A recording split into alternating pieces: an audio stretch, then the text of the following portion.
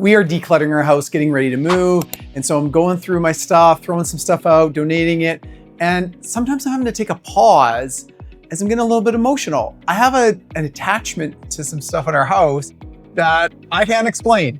And you know, that pair of shoes I bought 20 years ago when I first started with the credit union, and I haven't worn in the last 5 years, but I was like, oh, I can't throw these things out. Some t-shirts that I've had for forever, they're falling apart.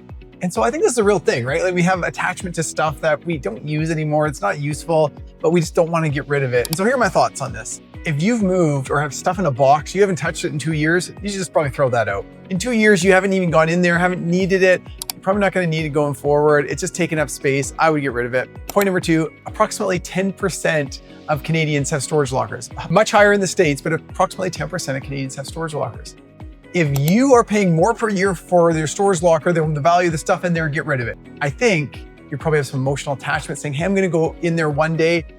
I bet you're not even going in there and seeing your stuff. You just have it there thinking like, hey, one day we're gonna use it. Get rid of it. It's a drag on your finances. Point number 3, I would have a rule when buying things about how much use I'm gonna get out of it and what I'm gonna pay per use.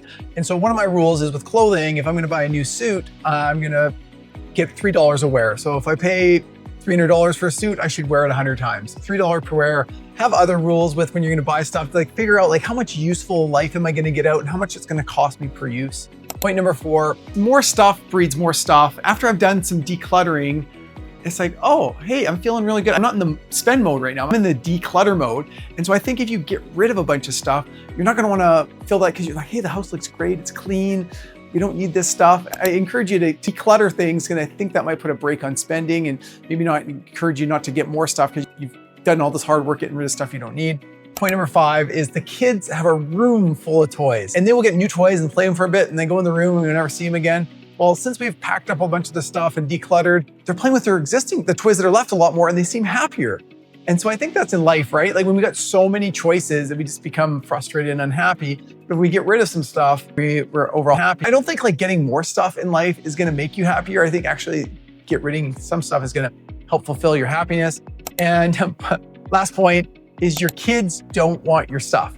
There's a great article that had the top 10 things that your kids don't want. You know, antique china is probably up on the top of that list. And so I think in our minds, we think, hey, I'm gonna give it to my kids down the road. I'm gonna save this.